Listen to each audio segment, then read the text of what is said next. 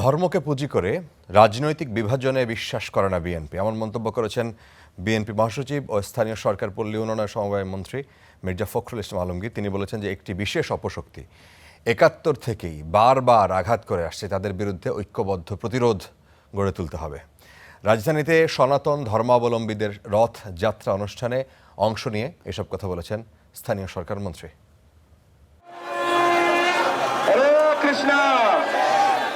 হিন্দু ধর্মীয় বিশ্বাস অনুযায়ী আষাঢ় মাসের শুক্লপক্ষে দ্বিতীয়া তিথিতে ভগবান জগন্নাথ তার ভক্তদের দর্শন দিতে রাজপথে নেমে আসেন, তাই আজ রথযাত্রা।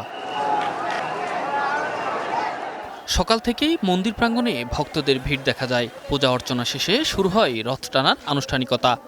এখানে জগন্নাথের কি ব্যাপারে এসেছি, সবার জন্য, দেশবাসী সবার জন্য ভালো রাখে জগন্নাথ। আমরা সনাতনীরা একত্রভাবে জাগ্রতভাবে একটা অনুষ্ঠানকে উদযাপন করতে পারতেছি। রথযাত্রাকে ঘিরে বিভিন্ন স্থানে কীর্তন, প্রসাদ বিতরণ এবং ধর্মীয় অনুষ্ঠানের পাশাপাশি বসেছে ঐতিহ্যবাহী মেলা।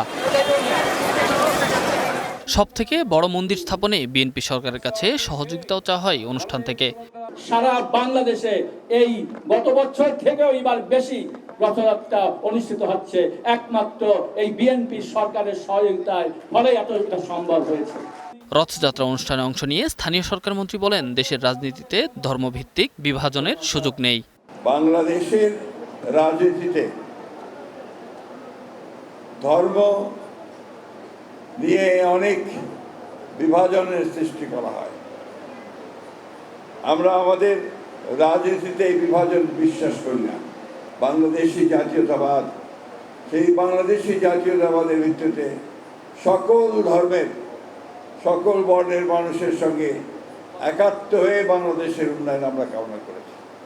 ভক্তদের বিশ্বাস, এই রথযাত্রা শুধু ধর্মীয় আনুষ্ঠানিকতা নয়, বরং ভক্তি, ঐতিহ্য, সম্প্রীতিরও প্রতীক। Enamul Haque, star news, Dhaka.